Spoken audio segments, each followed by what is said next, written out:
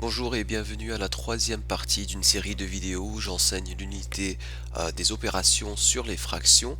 Cette unité fait partie du cours de mathématiques de 8e année dans le cadre du programme curriculaire de la province de l'Alberta. Donc aujourd'hui on va parler de comment multiplier des fractions propres. Euh, et en fait ce thème-ci ressemble plus ou moins au thème précédent.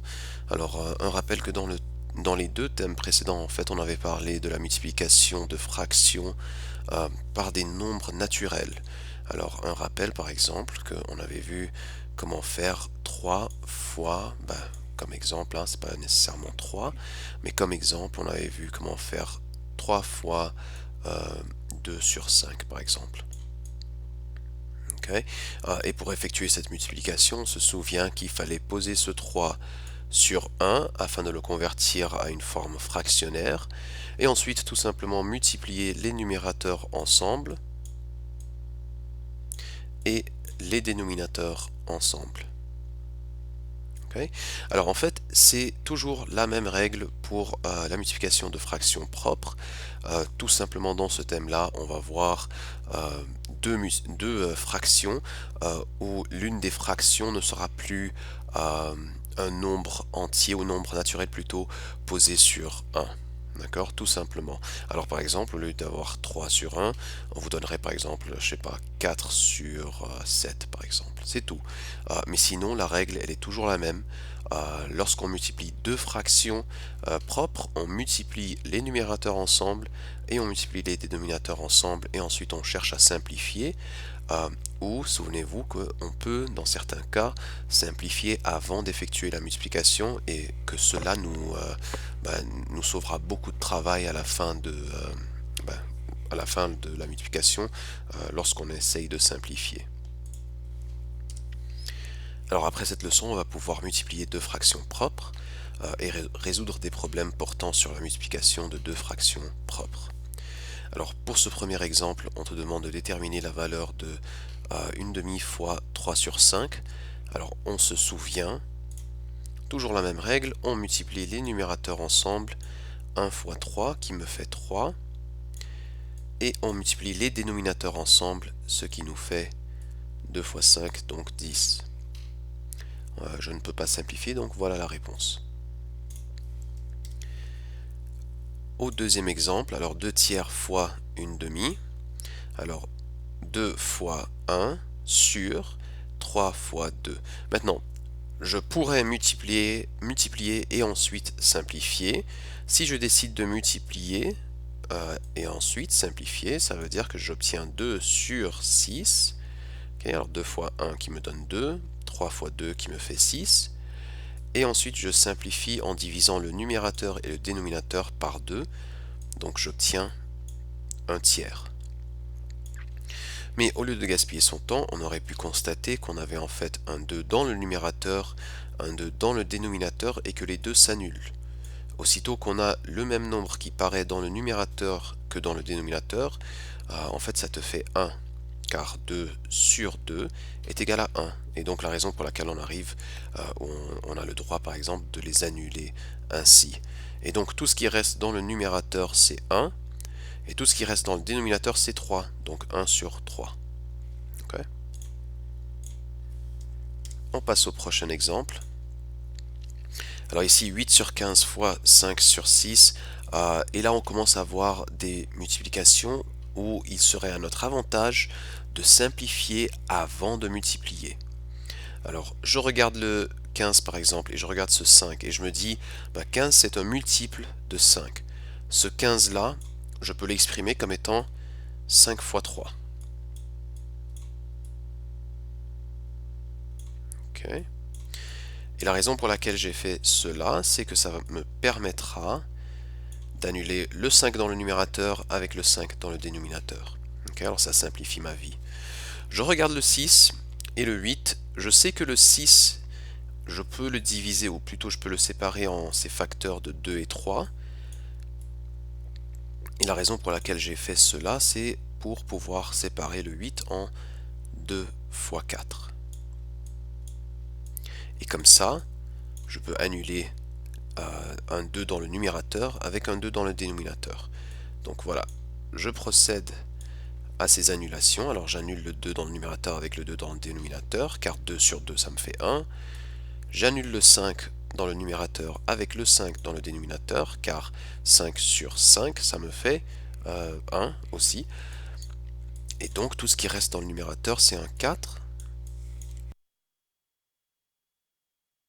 Et tout ce qui reste dans le dénominateur c'est un 3 fois 3 et donc un 9. Ok. Alors 4 sur 9 étant la réponse. On passe à l'exemple qui suit.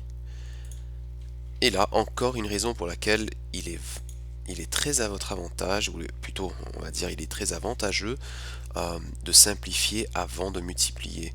Genre, au lieu de gaspiller son temps à effectuer 81 fois 40, on obtient un grand nombre dans le numérateur, 100 fois 36, 3600 dans le dénominateur. Pour ne pas gaspiller son temps à faire ça, je vous recommande très fortement de simplifier avant de multiplier. Alors par exemple, ce 100 là et ce 40, alors ça attire mon attention. Je sais que le 100, je peux l'exprimer comme étant le produit de 20 et 5.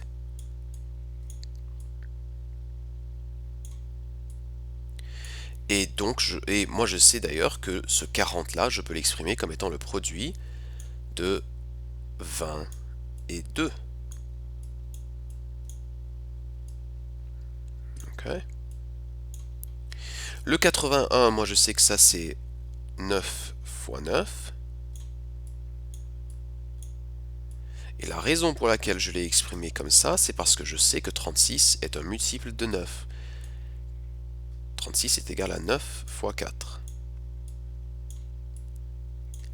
Alors comme vous voyez, le fait de faire ça, ça va m'éviter beaucoup de travail. J'annule le 20 dans le numérateur avec le 20 dans le dénominateur. J'annule un des 9 dans le numérateur avec un des 9 dans le dénominateur. Et là, j'obtiens 9 fois 2, qui est 18, et 5 fois 4, qui est 20. Et là, j'ai une fraction qui est vachement plus simple à réduire. Je divise le numérateur et le dénominateur par 2. J'obtiens 9 sur 10. Donc voici ma réponse, 9 sur 10. Et croyez-moi quand je vous dis que ça c'est vachement plus rapide que d'avoir multiplié 81 et 40, 100 et 36 et ensuite de procéder à simplifier les numérateurs et les dénominateurs en divisant par 2 ou en cherchant des facteurs communs. Okay. Au cinquième exemple, alors ici 54 sur 48 fois 32 sur 72, même chose, on peut simplifier avant de multiplier. Parfois on peut constater que le numérateur et le dénominateur sont des nombres pairs, et dans ce cas-là, ça veut dire que je peux simplifier en divisant par 2. Alors par exemple 54 divisé par 2 qui me donne 27 sur 48 divisé par 2 qui me fait 24. Okay. Alors déjà juste de simplifier les fractions individuelles, ça peut nous aider à simplifier avant d'effectuer la multiplication. C'est une manière plutôt, voilà, c'est ce que je voulais dire, c'est une manière de simplifier avant d'effectuer la multiplication. D'ailleurs, je constate 32 et 72, ces deux-là sont des nombres pairs aussi. Donc je divise par 2, j'ai 16, et je divise par 2, j'ai 36. Okay. Encore une fois, c'est toujours des nombres pairs, donc je pourrais diviser par 2, j'obtiens 8 par exemple. Tiens, pourquoi pas, on va le faire. Mais vous savez quoi, tant qu'à faire, si je continue avec cette méthode-là, plutôt que de diviser par 2 et ensuite diviser par 2 une autre fois, je sais par exemple que je peux diviser 16 par 4 et que je peux diviser 36 par 4. Les deux sont des multiples de 4. En divisant par 4 dans le numérateur et dans le dénominateur, j'obtiens 4 sur... Et 36, divisé par 4, c'est 9. Okay. Et là, au lieu de multiplier les numérateurs, multiplier les dénominateurs et ensuite simplifier, je peux simplifier, alors je constate par exemple que le 27 c'est un multiple de 9. Alors ce 27 là, je peux l'exprimer comme étant 9 fois 3 sur... Et le 24, je constate que c'est un multiple de 4. Je peux exprimer ce 24 là comme étant 6 fois 4.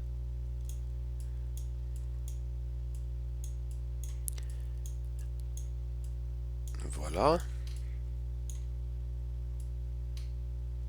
Okay. Et la raison pour laquelle j'ai fait ça, c'est pour pouvoir annuler les nombres qui paraissent dans les numérateurs et dans les dénominateurs. Il me reste alors 3 sur 6. Et lorsque je simplifie 3 sur 6, j'obtiens 1 sur 2. Okay, j'ai divisé le numérateur et le dénominateur, je les ai divisés par 3. Voilà. Alors, voilà tout pour ce thème-là. Le travail est comme suit dans votre manuel. Merci beaucoup et à la prochaine.